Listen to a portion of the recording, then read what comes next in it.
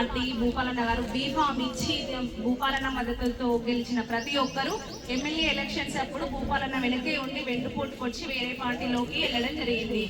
ఒక్క కౌన్సిలర్ కి అన్ని డబ్బులు ఇచ్చి వాళ్ళు లాక్కున్నారంటే 48 వార్డులు చేతిలో ఉన్న మున్సిపల్ చైర్మన్ గా ఉన్నటువంటి సైరెడ్డి గారికి ఎన్ని ఆఫర్లు వచ్చుంటాయో మీరు ఆలోచించండి. అన్ని వచ్చినా కూడా ఒకటే అన్నారు సైరెడ్డి, భూపాలన్న నన్ను నమ్మిరు, నేను వెన్నుపోటు పొడవను అన్నారు. వాళ్ళు ఫస్ట్ చెప్పిరు, నువ్వు ఇక్కడ మా పార్టీలోకి రాకుంటే ఖచ్చితంగా మేమే వస్తాం, నీ పదవి ఉండదు దించేస్తామని చెప్పిరు.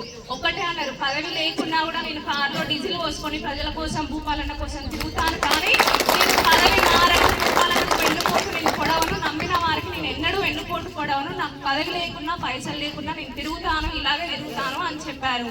అలాంటి మనిషికి ఓటేసి గెలిపించుకుంటే మన వెనక ఒక అన్న ఒక కొడుకు ఉన్నట్లే తప్పకుండా ప్రతి ఇంటికి ఒక కొడుకులాగా ఒక అన్నలాగా సేవలు చేశాడు, తప్పకుండా చేశాడు.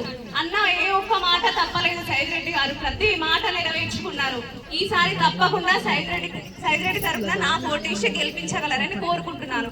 ఇంకొకటి చెప్పాలనుకుంటున్నాను మీకు, సైదిరెడ్డి గారు ఎనీ టైం ఫోన్ చేసినా అందుబాటులో ఉంటారు, ఏ టైం అయినా కాల్ లిఫ్ట్ చేస్తారు, మీ అందరికీ అది తెలిసిన విషయమే. కానీ ఒక్కొక్కసారి 1-2 గంటలకు కూడా ఫోన్ వస్తుంది తనకి. అలాంటప్పుడు నేను ఏమంటాను, ఆ